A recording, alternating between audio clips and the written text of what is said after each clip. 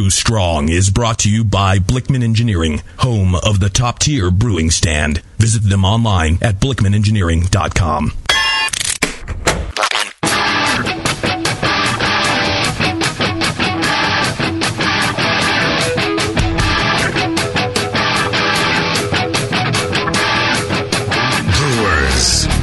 It's time for the beer radio you've been looking for. This is the show that dispels myths, tackles the toughest topics, and makes no apologies for geeking out on beer. Hosted by two guys that drink before they think, Jamil Zainashev and John Palmer. This is Brew Strong.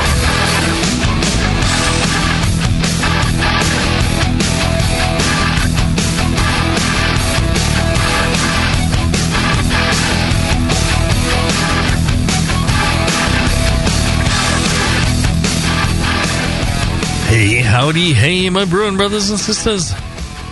Greetings. All right. It's Progasm time. Or pregasm for us that are really eager about it. I think we should have different theme music then, if it's progasm. It's pregasm. Yeah, so excited about the show, you can't wait. Yes. We are excited. We are excited every day. John, speaking of excited, you excited about going to Australia? I'm very excited about going to Australia. A lot of my good friends down there, and it's been a couple of years, so I'm interested to see what new beers they have, and it'll just be a great time. You're becoming quite the international traveler. I remember when we went on our first Australian adventure. That was like your first time outside the U.S., right? Yeah, it really was. I mean, outside North America at any rate. Right. Yeah, that was a great time. I guess, it'd been nice if the plane flight were a little shorter, but oh well, it's... And the person next to you on the plane not farting as much. Oh, that was me. Yeah. Well, the bad part was when I had taken my glasses off to go sleep, and then sometime during the flight they fell to the floor and slid up like 10 rows. Oh yeah. Excuse me, pardon me. You're rooting around people's feet and crotch. Yeah, let me just reach around there. I don't remember that. I must have been passed out at that point. Yeah, it was probably like 3 a.m. local time. Yeah, that was. I think I was taking Vicodin at the time. Yeah, you were pillhead. That, a couple of beers. I was out. I wasn't gonna be awake for that whole thing. Yeah. Speaking of that, I just saw a product in the grocery store yesterday called Z-Quil. Yeah. It's like not for colds, not for flu, but just sleeping. Just to knock you out. It's like 50% alcohol and a couple of codeine mixed in. Yeah. Nice. That's a good American product right there. Well, yeah, and you've been traveling all over. You're in Brazil, you went to Mexico, you're going to Buenos Aires, you're just... Yeah, I got Mexico coming up again in September. International man of mystery here. Uh-oh. I think he's working for the government. He's like he's an assassin. New James Bond guy.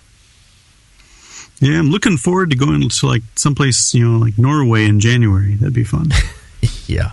It's not as fun as you'd think.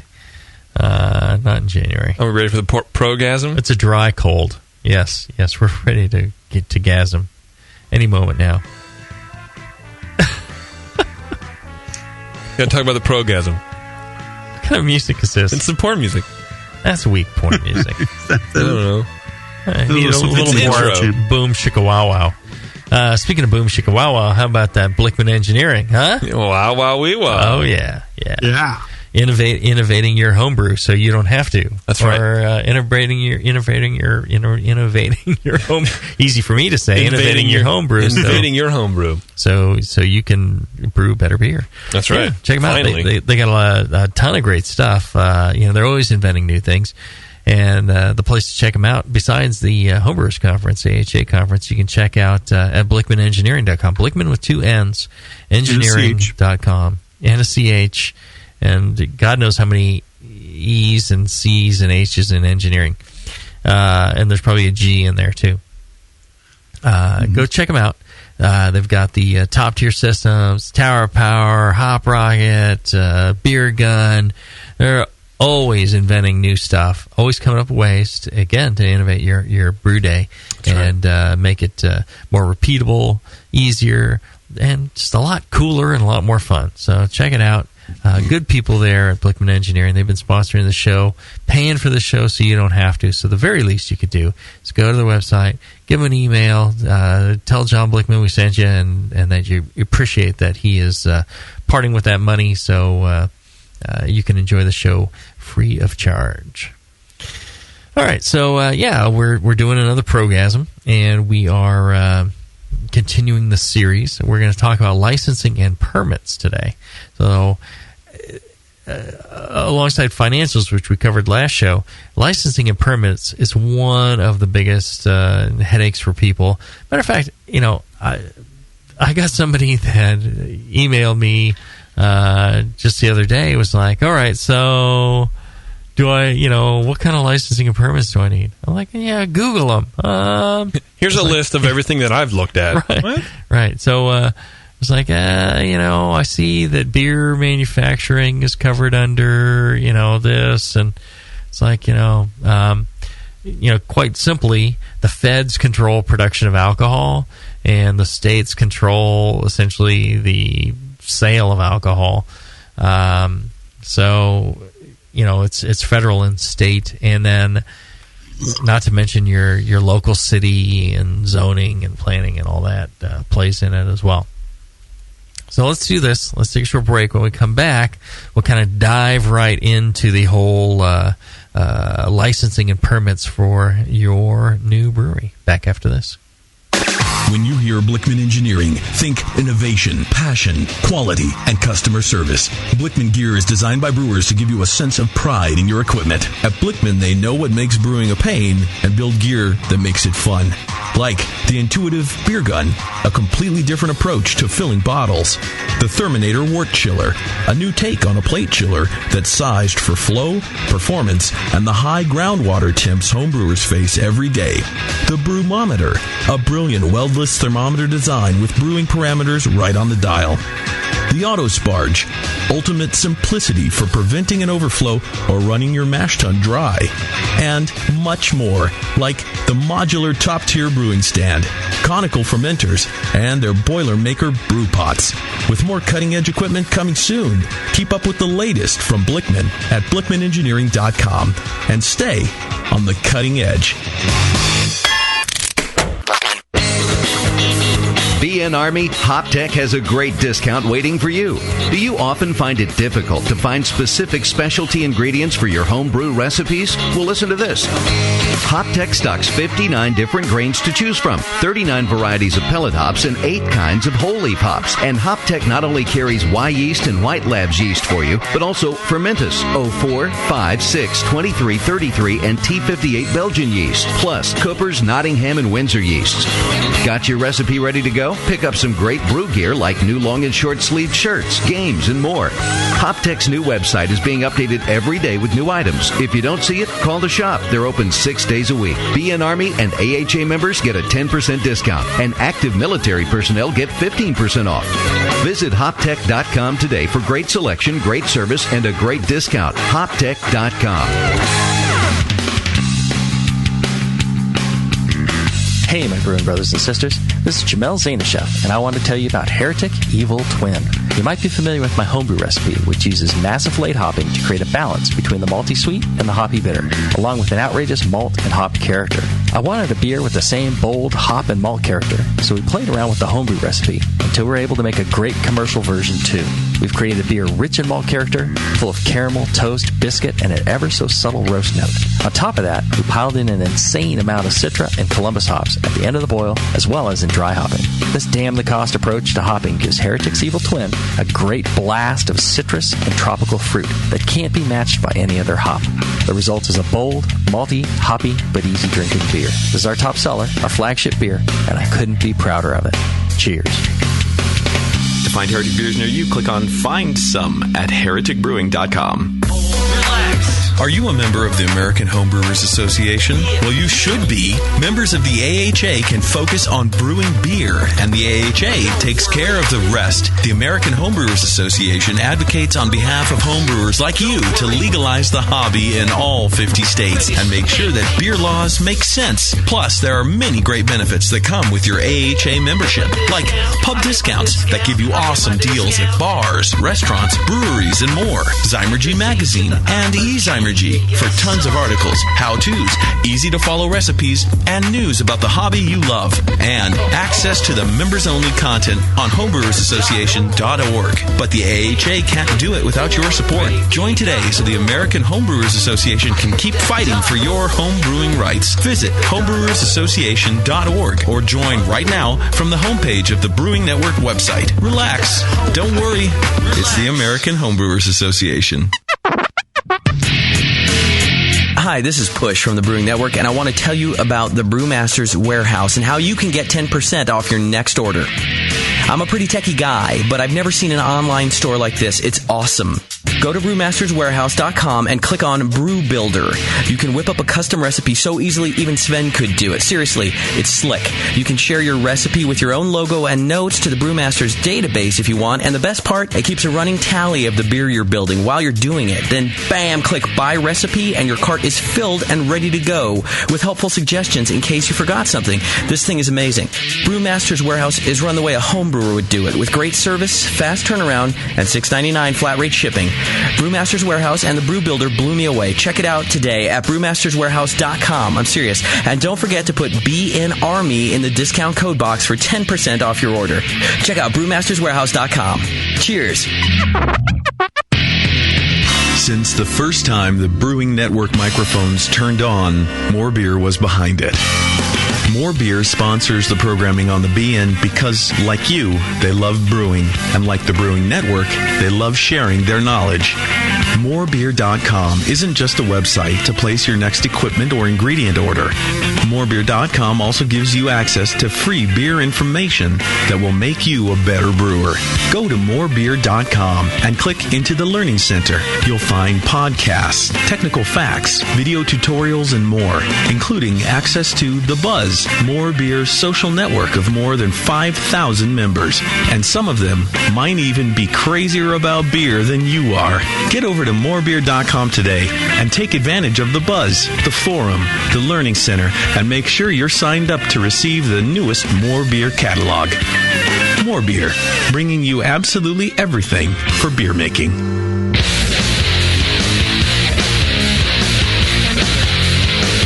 Back to the two guys that know how to turn beer into beer. This is Brew Strong.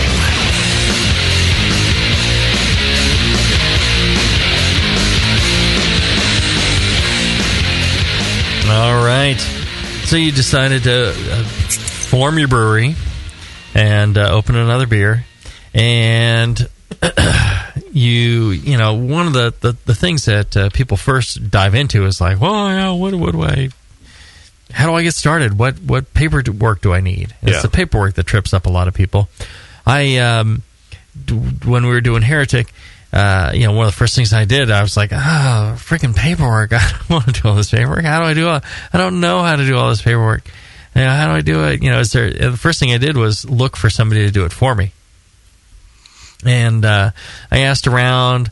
I found out, you know, this is the craft beer attorney up here and things like that. And dude couldn't be bothered to respond to my, you know, request to chat with His Highness. So, you know, that didn't work. And then I found a company up in Oregon that was willing to do it, real responsive, great company. But they asked for $8,000, and at the point I was like, $8,000? Oh my God! You know, I can do it for cheaper than that. You know, I'll do it myself. And I didn't realize, you know, several trees later worth of paper, I was thinking, yeah, $8,000. That's not too bad. I think I would have paid $8,000. Time, yeah. Yeah, I think it would have been a fair trade if I, you know, had the $8,000 to spare and didn't have time. I would, you know, if I would have used that time. successfully for other things to move the business forward, and I had the money to spend, then I think that would have been actually a pretty decent use of $8,000, just because there's a lot of opportunity for messing up in the paperwork. But many brewers have done this, and many breweries have done this by themselves, so not too difficult. And there's some people around you to help answer those questions. The first thing you got to do is form some sort of business entity, right? Corporation, limited liability corporation, LLC, C Corp, and S Corp, all these different kinds of partnership, sole proprietorship, things like that. The type that you form is going to depend on, what your goals are, how you imagine money flowing through from point A to point B, and paying yourself, and profitability, and the tax consequences. And you really want to talk with your tax experts and, about what kind of corporation you form and what you expect to have happen. What I did was, a lot of people start LLC. What I did is I started with a C Corp, because right off the bat, I believed that a couple of things. One, that I'd need, investors, and the other, that I wanted to grow this thing as big as I could, and we'd be, taking advantage of the C Corporation tax advantages versus the punishment of having a C corporation to start with. You can get double taxed on your money if you're not careful. So, that's why most people do an LLC. But I realized I wanted to grow big and fast and strong. And you can convert from one type to another, but sometimes it can be cumbersome and expensive. So, it requires speaking with a tax expert. Well, and John, you recently formed Palmer Brewing Solutions. Brewing Solutions. Solve my brewing, Palmer. And so, what did you form there? LLC, I would imagine. I did an S Corp. S Corp. Yeah. Scorp. Yeah. My CPA told me that the LLC, like the sole proprietorship, makes all of your earnings, makes you liable for, tax liable for all of your earnings.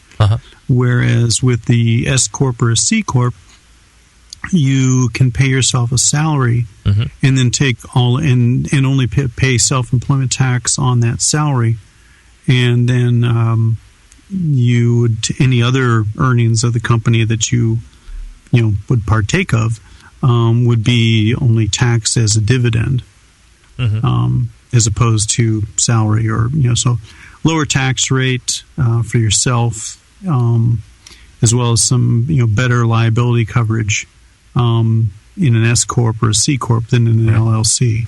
Well, I guess part of the and I'm no tax expert, but I guess part of the issue with the corporations is that if you leave the money in the corporation, the corporation gets taxed at it, and then if you pay yourself after that, you take the money out after that, you get taxed on it personally as well, so you get double taxed. So if you're going to do that, and it's you're the only one in the corporation, you need to make sure that all the money gets paid out to you either as a salary or a dividend or something, because if you don't and the corporation has profits left over, they get taxed, and then you get taxed as you take it out. So some caution, and again, consult your tax expert there. And when you do that conversation with your tax expert, you need to have an idea of how you envision this brewery starting, the funding, how it's growing, things like that. And so that's one of the first things to do. And a lot of CPAs and attorneys can help you with forming the corporation as well. You can do it online. The tricky thing is deciding, what kind of entity you're going to form. And that might also vary by state. Yeah, that's right. In California, you got to pay, I think, at least $800 a year annually for a corporation. regardless if you have any revenue or not. All right, so you form your corporation, you're going to get yourself a federal tax ID. Federal tax ID, that's kind of an employer number, and it's used in so many things, and especially in tracking your TTB and ABC paperwork. So you got to have a federal tax ID. It's free to get. You go onto the federal tax or federal site, and you can apply for a tax ID there. Some of these companies that'll set you up your corporation, they also have like a checkbox. Yeah, get me my federal tax ID number as well, and they'll do that for you, and it's free or nothing, or they'll include it into the package. You can go to one of these online lawyer things. But you got to get yourself a federal tax ID. Or if you're doing like a sole proprietorship or something, it goes into your Social Security number. If that wasn't enough to freak you out and make you go to a corporation, again, you deal with alcohol and all sorts of things. And not that a corporation necessarily protects you fully from things you might do with your brewery. It does offer some protection from liability. So good idea. Yeah. So you form your corporation, you get your federal tax ID.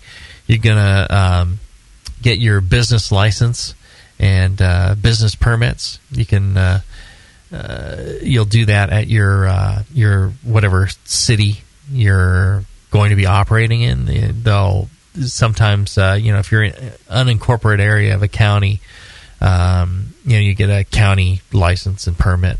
But if you're in a city, then there'll be a city licensing and permit, and the fees from that can range from minor to absolutely ridiculous for what you get in return.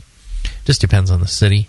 And those are pretty easy to get. Go down to your city hall and ask them what licensing and permitting you need to operate in that city. There's also a couple of good websites out there that I've seen that you type in the location you're going to be doing business in and what kind of business you're going to be doing, and it'll actually give you a list of all the permits and all the licenses you need and who to contact to get each of those.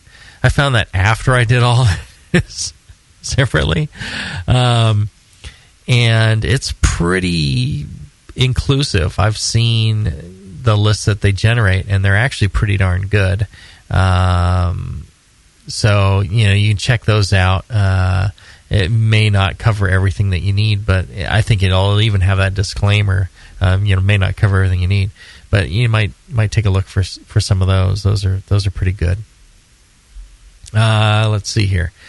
Then you're going to get your business bank account, or you can get it before you get your business license and permit, I guess. Usually a federal tax ID is enough to get a business bank account. And you want to do that because you always want to work out of your business bank account. Again, it's for liability. If you're working out of your personal funds, they consider that you are personally liable for everything that happens in that business. So you need to set up a business bank account. A lot of times people say, "Oh, why do I need to set up the account? It's extra hassle, extra expense." It's like, no. It's a liability issue. You want to make sure you do that. You want to treat your business like a business. Again, you're producing alcohol. And while, you shouldn't be liable for stupid things people do after consuming alcohol, somebody could come back and pin it on you that it was your alcohol that was used in a drunk driving accident that killed 10 people, and therefore, you're liable, and you don't want to be personally liable for that. Don't you love that? Isn't that great? It's an amazing world we live in. It's no one's fault. Except the people with money. Yeah. It's always their fault. But it's not your fault that you brewed the beer, Jamil. It's White Lab's fault for producing superior yeast. There you go. So I'm going to go after Whitey. You should. Yeah, I'm going to just pass on the responsibility. I would. If I didn't have the yeast, I wouldn't have alcohol. So, no. So then you go on from there. You can, you can go ahead and sign a lease on a building or purchase a building, something like that. If you get a space, we talked about that in the show on location and zoning and all that. You want to make sure that you can actually conduct your business there. You could start in on your building permits, your plans. You're going to need plans drawn up to submit to get your building permits. You get your building permits, and then you can start working on your building. And you can file with the TTB. Now, the thing about filing with the TTB and filing with your state licensing, usually a state license, they want to see you have your federal license first. You can go ahead and file for it, but they're going to ask you, did you file for your federal first? And the feds, now, they say that they want to issue you your license when you are a few weeks out from brewing. They want you ready to brew before they issue you the license. They don't want to issue you the license on an empty building and with no equipment and stuff like that. That's why you need to kind of get your building going first and be kind of ready to do it. And they will ask you, you can't get your Fed permit until you have your building, and they want to know who the landlord is, who owns the building, things like that. Again, they're trying to avoid you working in some criminal element on producing alcohol. So that's why you need your building first. But then you're going to file with the TTB. And remind me what TTB stands for. Tax and Trade Bureau. Okay. So people used to think ATF. Well, they changed all that around, and it may change around again. They talk about turning it over to the Food and Drug FTC or FDA for controlling alcohol production, but that has a lot of people scared, so who knows. They're trying to consolidate government down and save money. If they get rid of the TTB, I think that would be a bad thing, actually. TTB.gov, by the way. Yes, ttb.gov, and they actually have quite a nice website with a lot of information there, and you can actually file now, I believe, online for your beer permit. And when I did it, it was all paper, and you had to print out this paper thing and fill it all out. It was all PDFs, so you could fill a lot of them out, online or in electronic form. And then that helps because you constantly are changing things when you figure something out. There's a lot of little fields that are tricky. You got to plan on it taking at least 90 days to file for your TTB. And the interesting thing about the TTB filing process is if you make a mistake, they kind of reject it. They'll tell you, and then you're going back to the beginning of the line, right? Or the end of the line. You file it. It waits in this line until it marches to the front, and then they look at the next one in the pile, and they're flipping through it. And if there's a whole bunch of errors, they're just like, let me work on the ones that have no errors, and then they put it to the side. They work on the ones that are complete, that they can get through really quick and get those people licensed, because they're swamped. They have thousands of these things coming in. They got like 2 people working on it.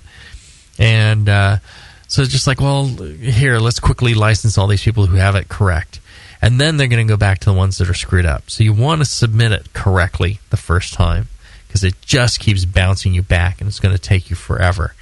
But, it can take at least 90 days to get through the queue. I've heard people get them done in like 30 days. I've heard people years. So you need to be careful of that.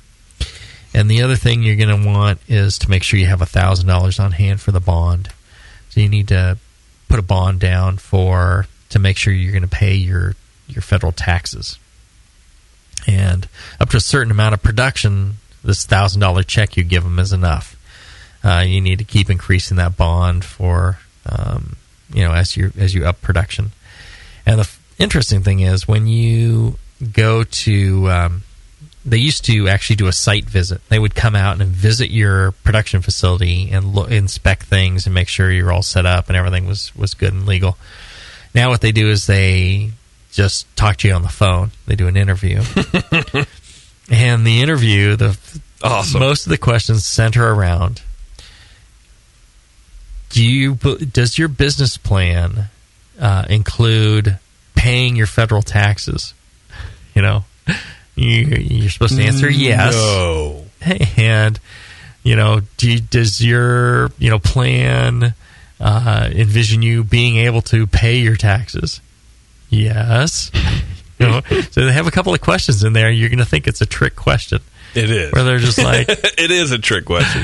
Are you going to pay us the tax money? Is really what they want to know. And you just keep telling them yes. You're going to pay it. You're going to pay it, and you've got the money to pay it. You plan on paying it. You plan on keeping accurate records.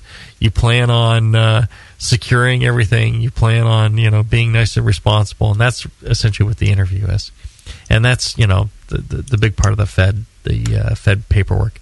And you're going to discover, if you're doing a contract or alternating proprietorship or something like that, it's going to be different. If you're contract, you don't need this whole license thing. If you're alternating proprietorship, you need the full license, just like a traditional brewery. In addition, besides that, you're going to need a few extra letters explaining that you're alternating, and they have those on the Fed site as well. So there's a whole bunch of things. I guess we could walk through a Fed packet maybe on some show in the future, but it's going to be really dry and take forever. But that might be a good thing to do. I tell you what's also a good thing to do is sign up for the AHA. The American Homebrewers Association. They actually do some work with the government. The Brewers Association does. They have people that kind of monitor what's going on with alcohol legislation in the craft beer world and in the homebrew world, and they actually support efforts to legalize homebrewing in the states that don't allow it. And they kind of keep an eye out on things for you, and they really support the homebrew community. I've been a member of the governing committee for 8 years, and I'm on my 9th year now. And, I think over that 8 years, the AHA has really become better and better at really supporting the membership and trying to, do the best for homebrewing possible. And I think the way you can support the AHA and their efforts is by becoming a member. It's like $38 right now. And with it, you get a great magazine, Zymergy. You get the pub discount program. You get to participate in things like an opportunity to participate in the Homebrewers Conference. You get a chance to be at the members-only session at the GABF. You get the great forums for the AHA. A lot of great stuff. And if you sign up through the Brewing Network, brewingnetwork.com, if you use that link, the Brewing Network gets a few bucks back as well. So it's a win-win all around. You get great representation, great magazine, great discount program. You get to support the AHA and their efforts. You get to support the Brewing Network and get free programming like this. So all around a good thing. I think a win for everybody. Wouldn't you say, John? Yes, indeed. I really think it's fair to say that the craft brewing movement in the United States would not be where it is without the American Homebrewers Association. Absolutely, and without American Homebrewers Association, or Homebrewers Worldwide. So continue to support and check that out. While we do this, when we take a short break, when we come back, we'll dive into the state licensing requirements. Back after this.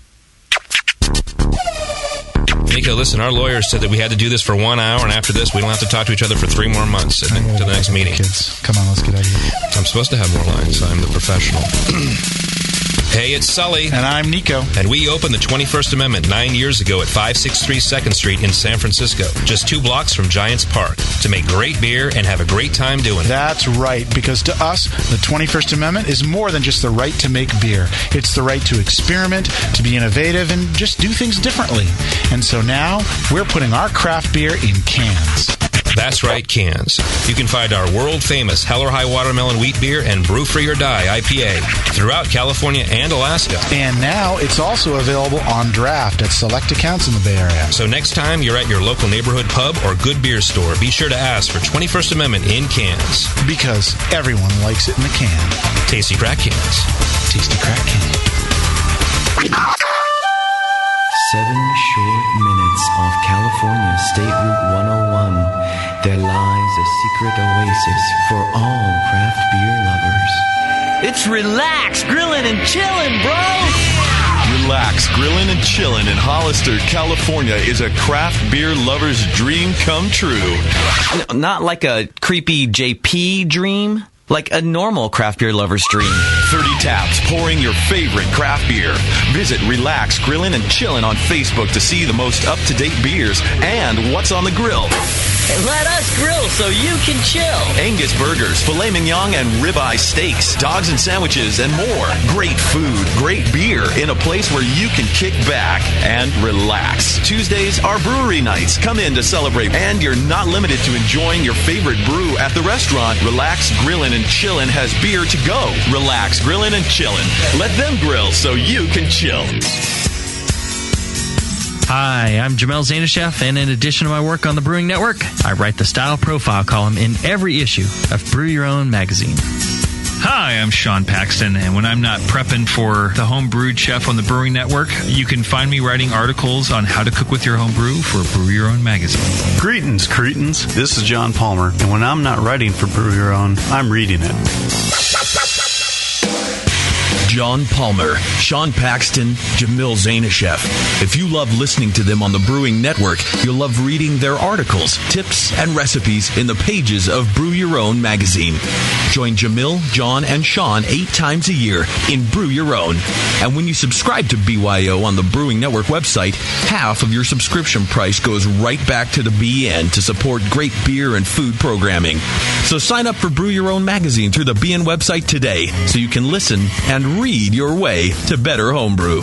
This summer, Reed Antis from New York won fully paid tuition to the 2012 World Brewing Academy Concise Course in Brewing Technology, thanks to Lallemand and Danstar and their 2012 Beer School contest. It was so much fun, they're doing it again. Announcing Danstar's Beer School 2013 contest. From now until December 13th, 2012, every time you use Lallemand or Danstar Premium Brewing Yeast, your empty packet is your entry for a chance to win a professional brewing course. In the Beer School 2013 contest, Lallemand will sponsor 2 lucky winners, 1 professional brewer and 1 home brewer, in a random drawing for fully paid tuition to the 2013 World Brewing Academy web-based concise course in brewing technology worth nearly $4,000. This course will change the way you think of beer and brewing. Get your official entry form and rules at danstaryeast.com. Get brewing with the dry yeast advantage from Lallemand and Danstar. Visit danstaryeast.com. Williams Brewing is your online resource for prompt delivery of quality home brewing supplies. Since 1979, Williams Brewing has offered the finest equipment and freshest ingredients and the best customer service in the business. Cut hours off your brewing sessions by using one of our 11 varieties of famous Williams malt extract. Our Williams Belgian Pale Extract is mashed with pure Belgian 2-row malt and a small percentage of Belgian wheat malt for an authentic Belgian character you just can't get from other extracts. Or check out our unique fermenters, 2.5-gallon kegs, paintball tank-based draft beer equipment, bottling aids, and much more. We even have our own line of precision hydrometers. Go to WilliamsBrewing.com to browse our vast selection. That's WilliamsBrewing.com. Orders placed by 3:30 p.m. Pacific Time ship the same day. Brewing is easy. The Williams way.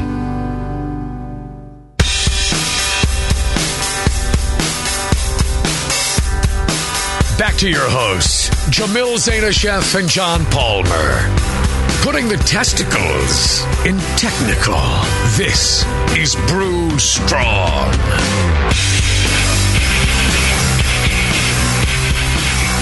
All right, we're back. We're talking progasm. And I'll tell you, if you want a progasm too, our fine sponsor, AdamandEve.com. Oh, Lord. Well, I'll tell you, for it wasn't your best. It wasn't your best segue, but it was a good right. one. It was effective. Any segue in a storm. Right. Well, you know what they say. You know, what do they say? You want a job done right? Get a man a power tool. Thus, go to AdamandEve.com. I'm going to take a swing at you, Palmer. You can go ahead to AdamandEve.com to get your power tool, and for a short time only, you use the offer code Jamil, Jamil, and you can get your power tool at 50% off. Yep, you can get almost any one item at 50% off with that offer code. So you can choose a new adult toy, lube, power tool, or almost anything from over 18,000 adult products. And when you use that offer code, Jamil, Jamil, you get to choose 3 free adult DVDs also, a free mystery gift, and free shipping on your entire order. And the DVDs, you're not going to just send you the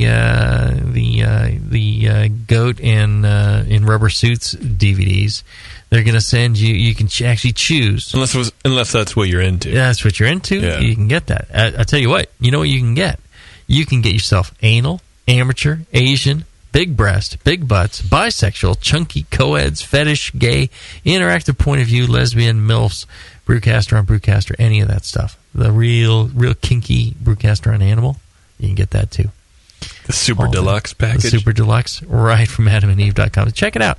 They got a lot of stuff. And it's really actually quite a nice company. With they do socially responsible stuff.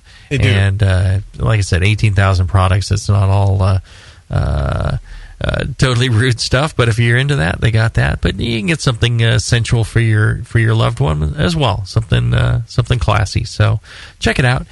Use that offer code Jamil, Jamil. You get the 50% off one item. You get the 3 free DVDs. You get the free mystery gift. You get the free shipping, and you can even do it on your mobile phone. Check it out today, adamandeve.com.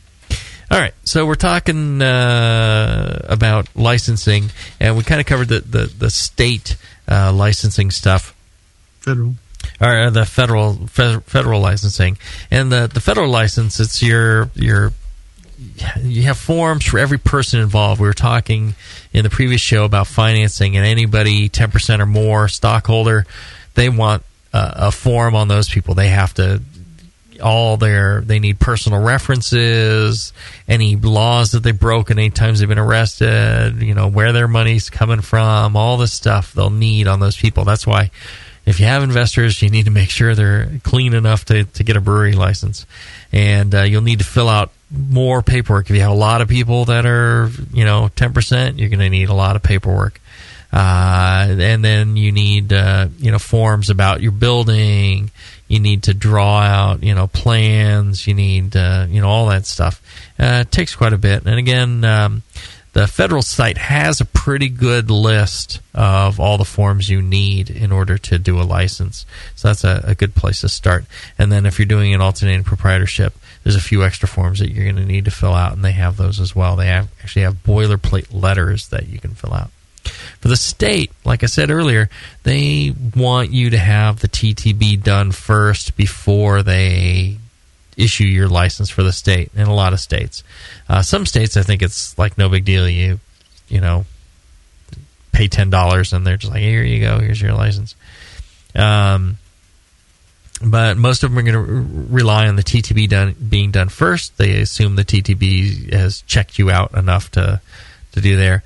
And this is where you're going to want to be prepared for all the nitpicky little stuff.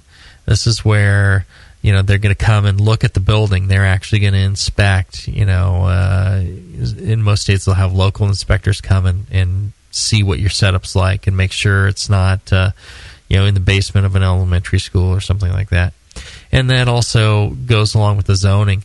If you're within a certain distance of schools or churches or things like that, they're going to want you to notify all those surrounding residents. Again, that's not necessarily in every location. I think I was at Nicosia, and they were telling me that if you go to Nicosia, there's like a house right across the street. There's a church just behind the building, and they're surrounded by houses and churches and schools or whatever. And here in California, that just wouldn't fly. You can't be that close. If you are, you have to prove that you're not impinging on their quiet enjoyment of their building. Elsewhere, that may not be the case. But be prepared for things like notices to the neighbors, and the neighbors having a right to complain and prevent your license from going through. So be sure to find out from your local ABC what a good zoning area is. We did a show, talked about zoning and location. You need to check that out as well. Let's see. Other permits that you might need. Out-of-state permits. If you are going to send your beer to another state, if that's part of your idea, let's say you're in the crotch of a state where you've got another couple of states next to you, and you want to. This is, I guess maybe this would be with location. If you're in the crotch of a state where the big cities are across the state line, you need to make sure that you're legal to distribute into those states. I'm not sure what every state is like, but I know that all the states I've talked to, they require some sort of permit, and they almost always require a distributor to be used in those states. You can self-distribute in a lot of states yourself in your own state. For when you brew beer in California, you can just self-distribute all you want. But when you want to go out to Oregon or Washington or Colorado or wherever, they require you to use a distributor, and they require you to file a permit, and that requires certain documentation, certain fees. In some cases, like I think state of Idaho, it's free. You just need to fill out this form and send it in to them, and then you have to do it every year. In some states, they want $250 per brand of beer that you're selling. And your brand is, like Heretic is not necessarily the brand. The brand would be Evil Twin is a brand. Evil Cousin's a brand. Shallow Grave is a brand. So every brand of beer requires an extra fee. In some states it's $250 or so per beer. So if I wanted to sell all the beers there, we're $2,000 worth of fees to sell our beers. If you're not going to sell a lot of beer in that state, and again, that's direct profit, hit to your profit. If you're selling, you'd need to sell, $10,000 worth of beer just to break even.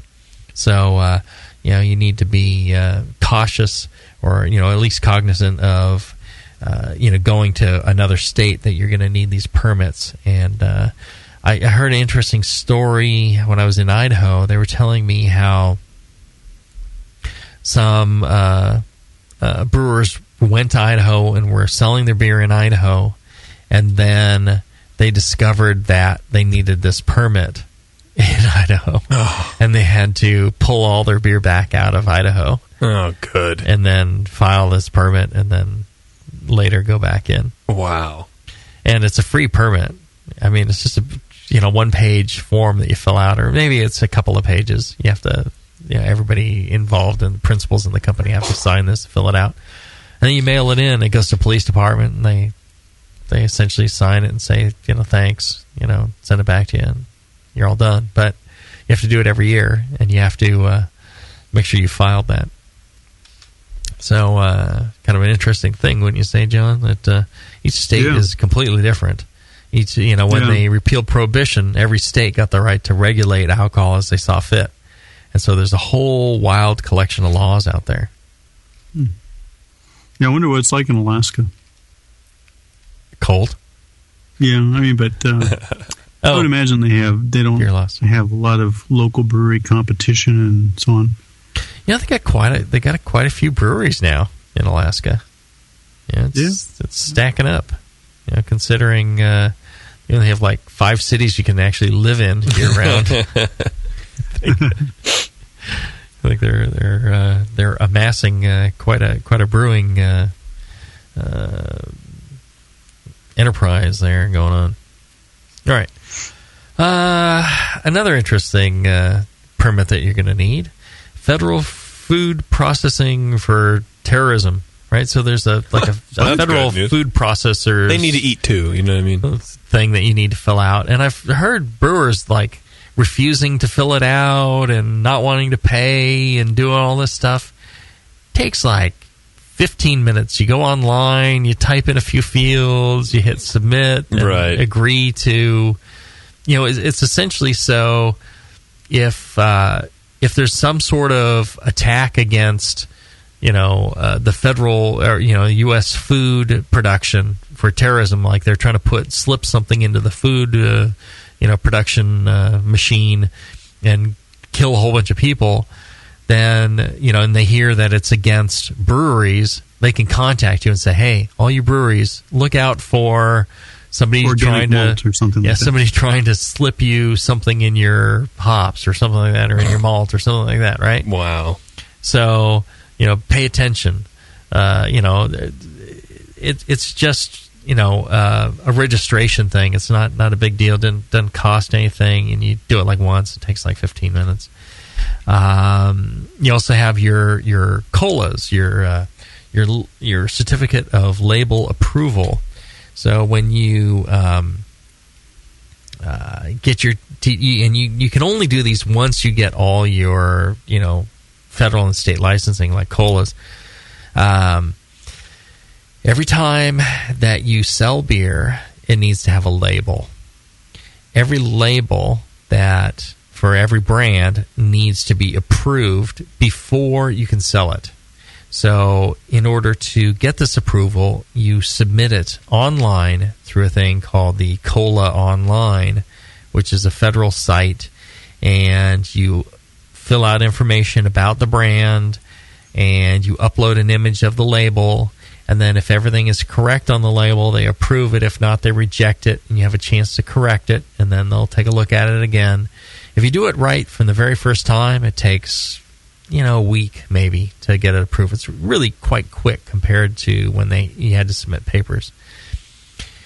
Certain things are going to require formulas, and the federal formulas are required for things when you do things not really standard in brewing. You might consider them standard in craft brewing, but if you're going to be adding different flavorings, or if you're going to age a beer in oak, that's fine. No approval is needed. Or you're going to wood age a beer. No approval is needed. No formula is needed. You still need your label.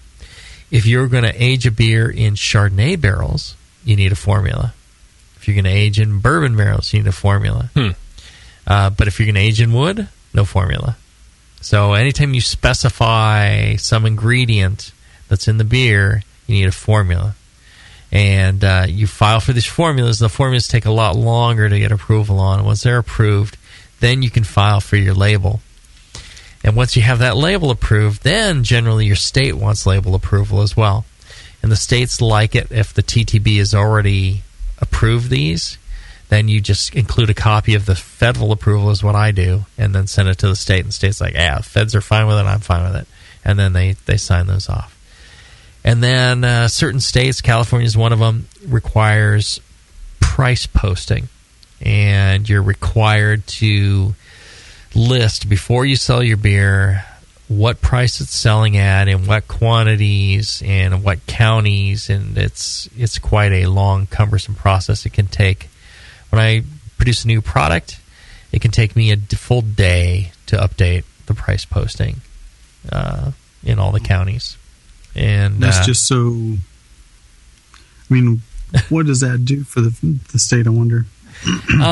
They say that it is to ensure an orderly and fair marketplace, so that the consumers and everybody is treated fairly. So, I am not allowed to charge. In some states, you can charge individual retailers whatever price you want. I could go to one place and say, I'll give this to you, $10 for a half-barrel keg. People next door, I don't like them, I could charge them $300 for the same keg. There's some states that allow that. In California, I have to charge the same price to everybody within a county. And it's broken up by county. So in this county, if I sell it to one retailer for $100 for a keg, I got to sell it to the other one for $100 for a keg. Now, I could run out, sell all of it to the first guy, and then I can't sell any to the next guy because I don't have any. Right. That's fine. But if I had it, I got to offer it at the same price. Same price for everybody. Not like they're going to find out. Right. Who knows? But if they do find out, and you're doing something like that, so then it's a $10,000 fine minimum. And if you get 3 of these things, you're out of business. They can take away your license, and you never want to screw with the feds or the state in areas where your licensing is involved. Yes. Because they'll pull you. They pull your license, you're out of business. There is no way around it. You cannot continue to produce products. So you have to respect these people and do as they ask. Well, then what's with the differences between beers? You go to the store and beers, they vary. Some local craft brewers are $10 a 6-pack. Right. Other local craft brewers are $8 a 6-pack for a pale ale. Well, for the same product. Well, see, and that's the thing. It's not the same not the product. brewery. Well, basically. But see, the brewery can charge whatever they want. You charge whatever you want for your product, right? Right. However, you have to charge the same thing to every retailer. And most breweries are trying to be competitive and get in there. You know, they're making a little bit for, you know, they have their costs. They try and make a little bit of money, enough to survive. And then the beer goes to the individual retailers or distributors and then out to retailers. The thing is, you can't control the pricing. You know, in California, I can't control the price that the distributor charges to the retailers. They can charge anything they want. And I can't control what the retailers charge to the consumers. I have no control over it. I can't tell a retailer, no, you can't sell that for more. You have to sell it for whatever price. I set my pricing and fair margins so that, you know, people can find a value on our beer at the store and look at it and go, yeah, that's fair value. And then I go into stores and I see it marked up several dollars past what a fair markup is, in my opinion. Right. And I'm like, wow, they're making like 100% on this beer. They're really charging a lot to the consumer. I have no control over it. I can't do anything. I can't tell them they can't sell it. I can't tell consumers not to go to that store. I can't do anything. I have no control over it. If you cared enough, you couldn't say, hey, I think you're ripping everyone off and I'm not going to sell to you anymore? Like, you don't have that. I can't do that. Is it by law or because you don't have the luxury I could tell them I think you're ripping people off. Yeah. But so there's no right to refuse service in the beer industry. Exactly. I mean, you could, but you know, you're not really allowed to. I guess if somebody's doing something detrimental to your brand, maybe you could. But I have no control over price-related stuff. I think price gouging is detrimental to the brand, don't you think? Well, but you know, in a fair and orderly marketplace, people go in there and they go, "No, I'm not going to buy it here. It's too expensive. I'll go down to the other store and buy it." And I see some places that are respecting, you know, the industry standard markup, and they're, you know, and they're just, you know, I see what happens with our price, and you know, I'm like, oh, that's great, but I can't tell people, oh, that's the place to go. They're selling it for, you know, what's a fair markup. All right, let's take a short break. When we come back, we'll wrap up with any of your questions after this. When Blickman Engineering set out to design a great brewing stand, they knew it had to be strong, adaptable, and last for a lifetime. The top-tier brewing stand is now proudly available at BlickmanEngineering.com. It grows with your brewing skills and equipment. Start with 5-gallon coolers on its heavy-gauge stainless steel shelves. Then move all the way up to 30-gallon pots on the high-output burner tiers. Speaking of burners, the custom Blickman Engineering top-tier burners are extremely powerful, efficient, and amazingly quiet. They have safety stops to center your pot, and they'll last a lifetime and won't rust. The top-tier brewing stand allows virtually infinite combinations from traditional gravity systems to 2 tiers to completely horizontal. Configure your stand the way you want and have the freedom to change it at any time in the future. Your brewing stand should adapt with you, not force you to learn a new process. Visit BlickmanEngineering.com today to configure your top-tier brewing stand and to find a local Blickman retailer. You'll be surprised with all the flexible features and the competitive price. Start brewing with Blickman from the top tier. When Michael Fairbrother started moonlighting, he had no idea how quickly his dream was going to grow. Having homebrewed for 15 years, Michael decided to go pro, but not with beer. While attending his homebrew club meetings, he saw ladies knocking their men out of the way to try his mead. Moonlight Meadery is now 2 years old and can produce 200,000 bottles a year. It's the first New Hampshire winery to ever distribute to California and Australia. In fact, you can find Moonlight Meadery meads in Connecticut, Massachusetts, Maine, Rhode Island, Vermont, and New Hampshire, and they ship direct to 17 states. They produce 56 different varieties of mead and are unlike anything you've ever seen on the market. Michael Fairbrother at Moonlight Meadery is a real success story that can make the BN Army proud. Visit Moonlight Meadery in Londonderry, New Hampshire, or online at moonlightmeadery.com.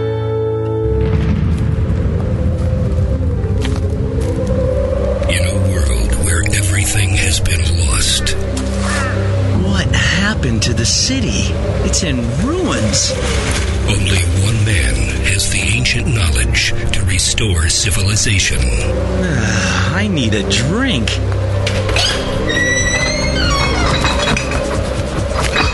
Oh no, the liquor store's been ransacked. You looking for beer, stranger? Boy, all the liquor got drunk up in the first 25 minutes of the apocalypse. Wait, there's still some bottles over... Oh, no. Those are non-alcoholic beer. I reckon you better stick to arrowroot tea and a desperate nomadic existence like the rest of us. People, I'm a home brewer. I know how to make alcohol. It can't be done. Come with me if you want the beer.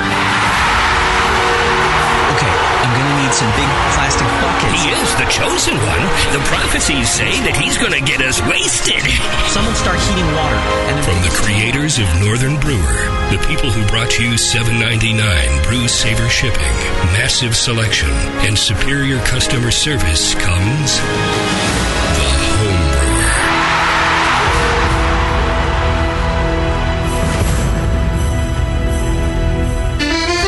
Have you ever dreamed of taking a beer tour through Belgium or Germany, but weren't sure how to even start? Or were afraid of missing the best places and events? Or maybe you just wish you had a local insider to take you around? Well, there's only one American tour company featured in the Good Beer Guide to Belgium, Belgian Beer Me. Your personal beer tour guide of Belgium and Germany is ready to go at BelgianBeerMe.com and at BambergBeerMe.com. Founder Stu Stewart personally leads 8 tours a year to Belgium and Germany, visiting the finest breweries, beer cafes, abbeys, and festivals. Don't buy beer stuff, buy a beer experience. Birthday presents, stocking stuffers, and the best honeymoon ever. Couples or individuals love Belgian Beer Me beer tours. Your life is now. Sign up for a beer tour today at Belgian Beer Me or BambergBeerMe.com, because all that beer is not going to drink itself. A vial of White Labs yeast is the key to your best beer.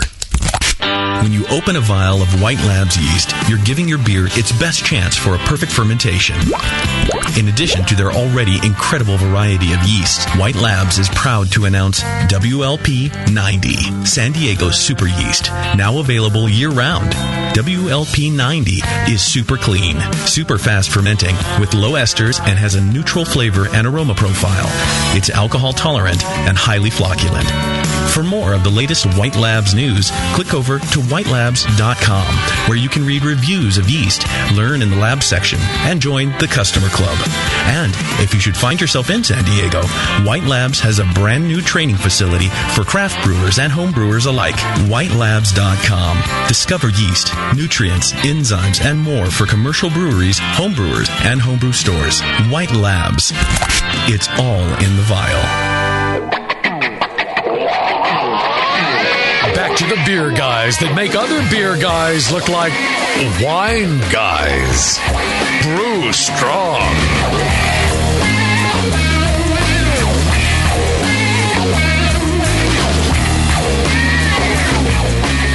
All right, we're back. Lively and spry as always. Right, Palmer? That's right. We're spry as can be. I hear it's really hot where you are right now. Yeah. By 90 or 100 or something like that. Yeah. What are you wearing? All right, let's finish this up. All right, one other thing I want to mention is states are going to also have varying rules about other stuff as well. CRV is state of California, the container recycling value thing. You have to file for being part of the program, and you got to file reports and things like that. Rules on selling kegs.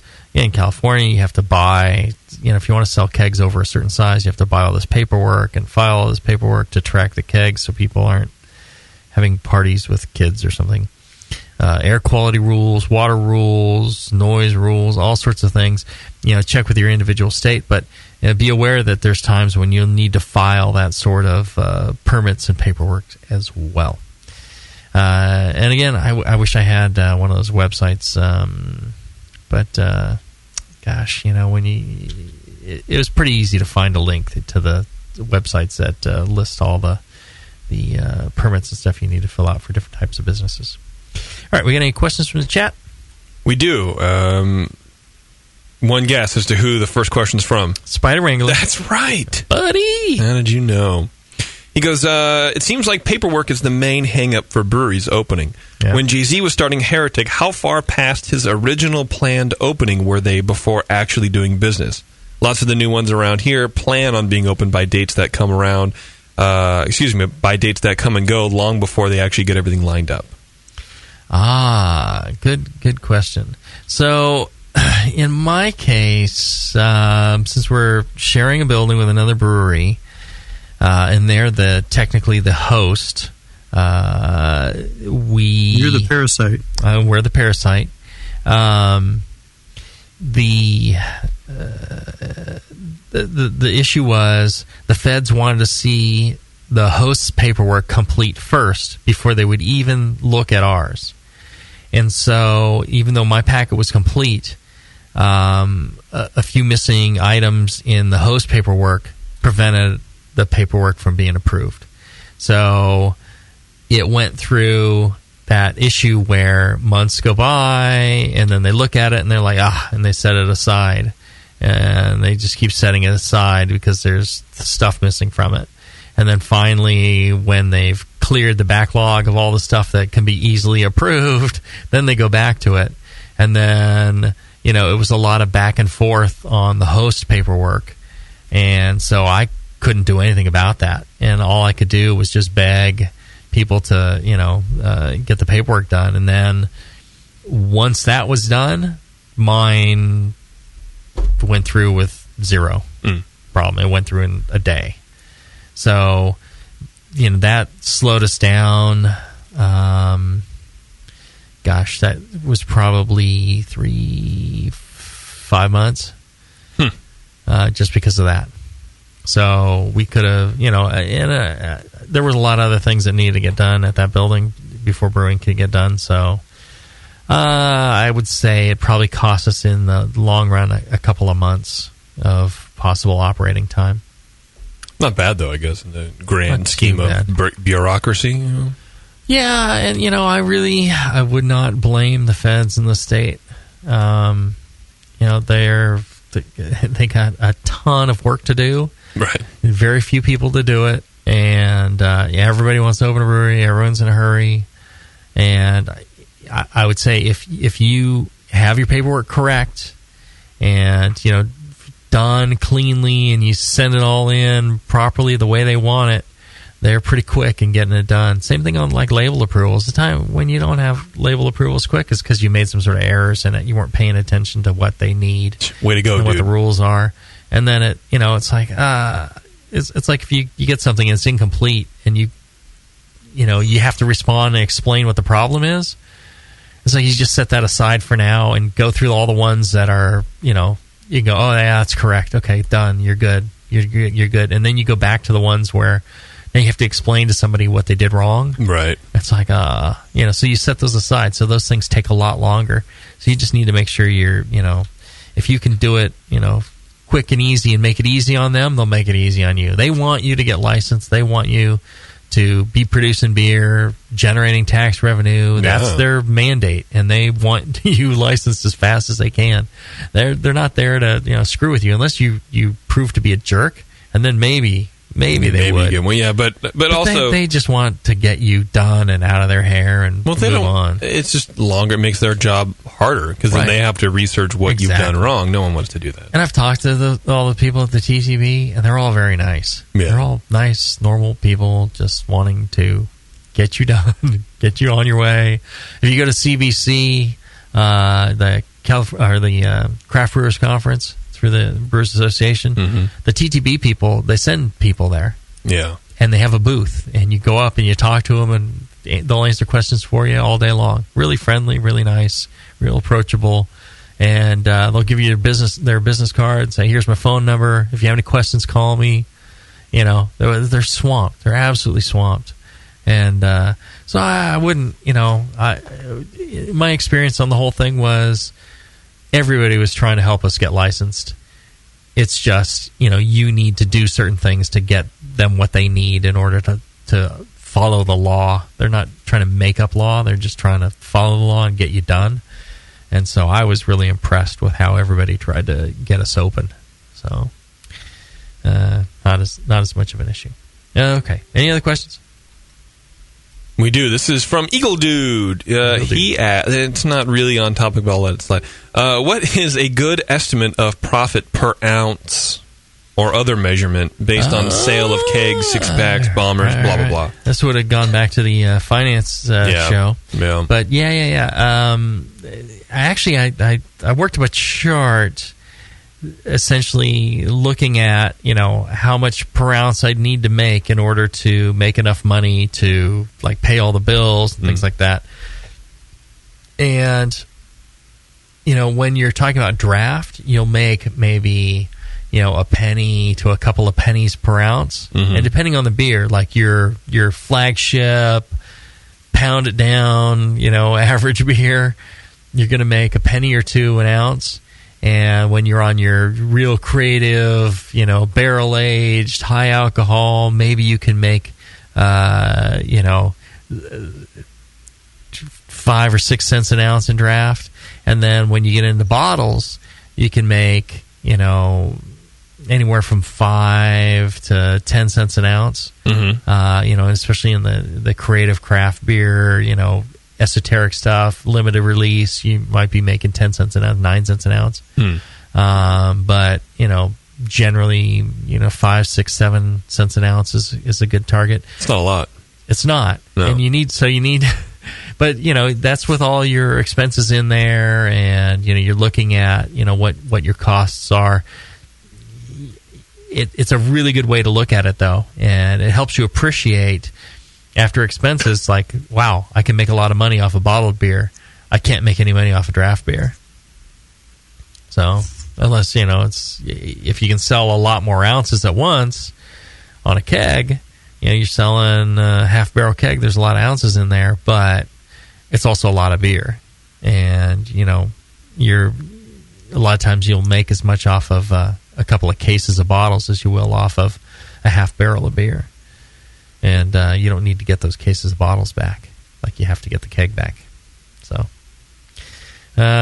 interesting. Any other questions? That's it. All right.